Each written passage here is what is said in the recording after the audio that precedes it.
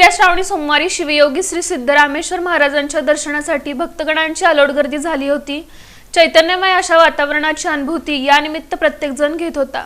पवित्र अशा श्रावण मासात सोलापूरचं ग्रामदैवत शिवयोगी श्री सिद्धरामेश्वर महाराजांच्या दर्शनासाठी महाराष्ट्र, कर्नाटक, आंध्र प्रदेश आणि तेलंगणातील हजारो भक्तगण आवर्जून येतात। श्रावणातील प्रत्येक सोमवारी मंदिरात भक्तरूपी अथांग महासागरच उसळतो। दरम्यान तिसऱ्या श्रावणी सोमवारी देखील पहाटेपासूनच शिवयोगी श्री सिद्धरामेश्वरांच्या दर्शनासाठी भक्तगणांची अलोट गर्दी झाली होती। भक्तगणांची मोठी रांग पहाटेपासूनच दिसून आली। महिला भगिनींची उपस्थितीही लक्षवेधी होती। ओम नमः शिवाय तसंच शिवयोगी श्री सिद्धरामेश्वर महाराज की जयच्या अखंड जयघोषात प्रत्येकजण श्री सिद्धरामेश्वरांच्या चरणी नतमस्तक होऊन अलौकिक सुखाची अनुभूती घेत होता। तिसरा श्रावणी सोमवार आणि रक्षाबंधनाचा अनोखा योग जुळून आल्यानं प्रत्येकजण आनंदी उत्साही दिसत होता। हा अनोखा योग साधून श्री सिद्धरामेश्वरांच्या दर्शनानं जो तो धन्य धन्य होत होता।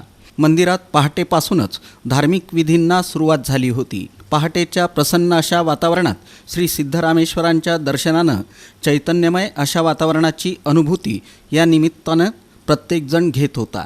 दरम्यान शिवयोग समाधीला करण्यात आलेली सजावट ही चैतन्यमय अशा वातावरणाची अनुभूती अधिक उंचीवर नेणारी ठरत होती। वैविध्यपूर्ण फुलांनी योगसमाधीला करण्यात आलेल्या सजावटीत शिवयोगी श्री सिद्धरामेश्वर महाराजांच्या प्रतिकृतीसह शिवलिंग, नागफणा आदींसह अन्य देवतांच्या प्रतिकृती साकारण्यात आल्या होत्या, ज्या भक्तगणांना अधिक भावणाऱ्या आणि मनाला वेगळं सुख समाधान देणाऱ्या ठरल्या। सभामंडपात साकारण्यात आलेली रंगावली ही तर प्रत्येकाचं लक्ष वेधणारी होती। प्रत्येक भक्तगण ही अनोखी रंगावली पाहताना स्वतःला जणू हरवून जात होता।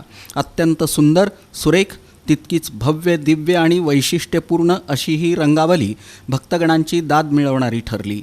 तिसऱ्या श्रावणी सोमवारनिमित्त भक्तगणांच्या अलोट गर्दीच्या पार्श्वभूमीवर मंदिरात पोलीस प्रशासन तसंच श्री सिद्धेश्वर देवस्थान पंचकमिटीच्या वतीनं विशेष दक्षता आणि योग्य ती काळजी घेण्यात आली होती।